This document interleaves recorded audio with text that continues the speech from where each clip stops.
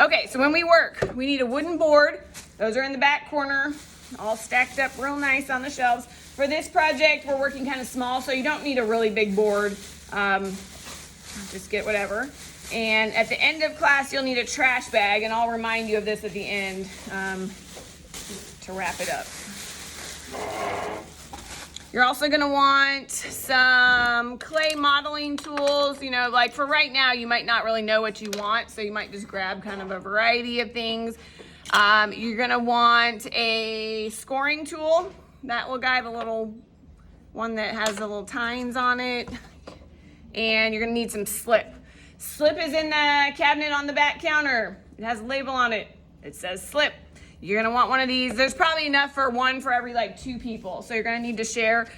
They've been drying out all summer. So when you open them up, they might be still a little crunchy. I had somebody add water to them yesterday. Thanks, Mallory. So they should be rehydrating now. Okay.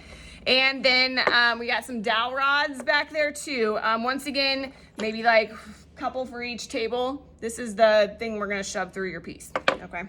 All right, so you get your ball of clay. This is not the only clay that you can use for this project, but you may want to, you know, that I kind of wanted us to all have about the same amount to start with, so we don't have like, you know, things that weigh 3 pounds and stuff like that versus 1 pound. So I'm gonna plan on taking off a little bit of that, because remember, part of this is that one of the steps you have to do is to attach pieces. So, go from there. Okay, let's say I'm gonna make my, oh, can you see that? Not really.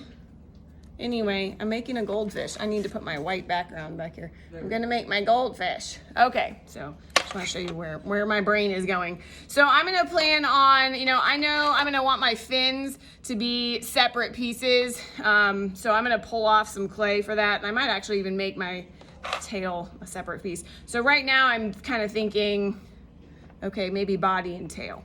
So if you sit here for 15 minutes and just like squish the clay like you're having a therapy session with some Play-Doh or something like that, you're gonna dry your clay out too much.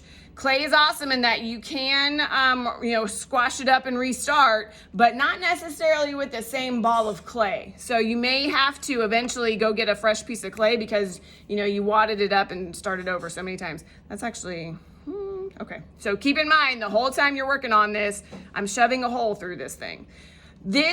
Today, when you are working today, I want you to think I am in the construction phase of my clay project. So think about when a house is getting built, right? The first steps they do, they clear the ground, they pour some cement, they put up wood framing. They do not start painting the walls and hanging wallpaper at the very beginning.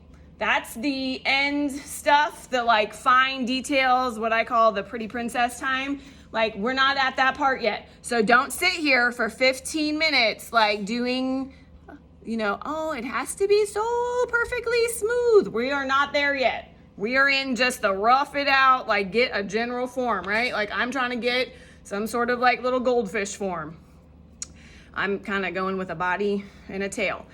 So when you get like a general form, before you get too far, you need to shove the dowel rod through it. So I need to plan on, like where is this gonna go? Because once I create a hole, I'm creating, a space where it's gonna be a little bit weaker. So I'm probably not gonna shove it through its face where it's thinner. I'm looking for kind of like the thicker part of it that I can shove this through. Okay, so there's no like real way to do this except just shove it through. Okay. So now that's kind of messed up my shape a little bit, and that's partially why we do that at the beginning, to make sure that we don't spend 15 minutes making like the most perfect form or longer and then mess it up. Okay. I'm gonna keep coming back to this dowel rod, and I'm gonna tell you today several times, like before you wrap it up, shove that dowel rod through it again, because as you work on it, you're gonna mess up that space. And what's gonna happen as this clay dries? It's gonna shrink.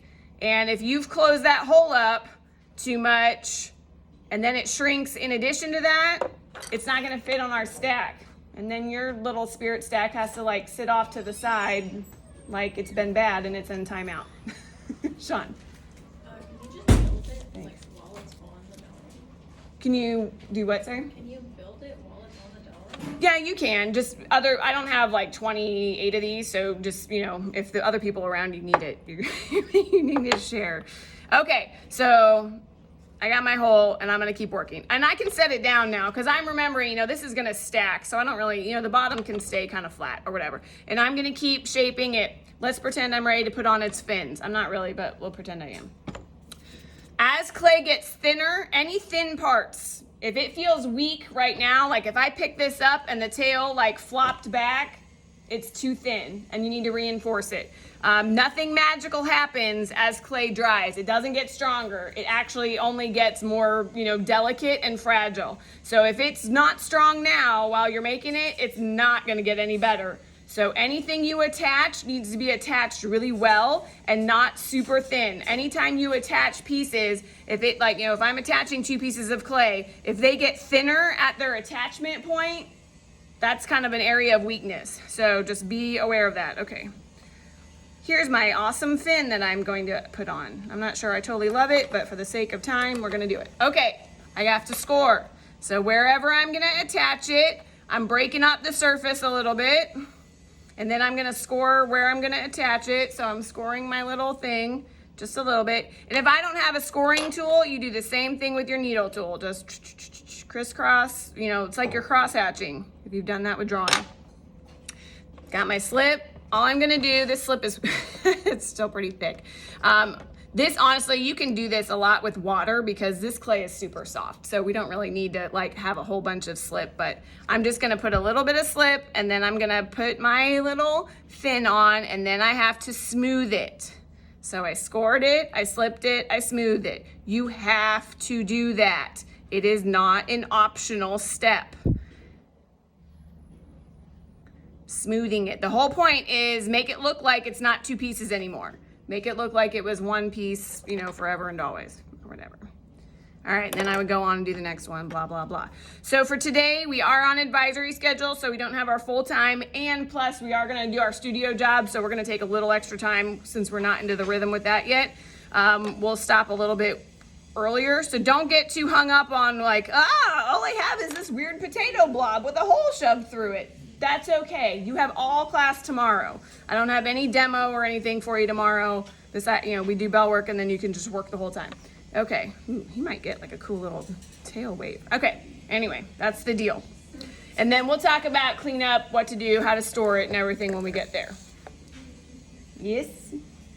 Okay. If you don't have your 2 sketches done, get to that. If you have your 2 sketches done, if we've already had a conversation, if you know what's happening and you're ready to start, clear your spot, get your stuff. I'll put up the list of what you need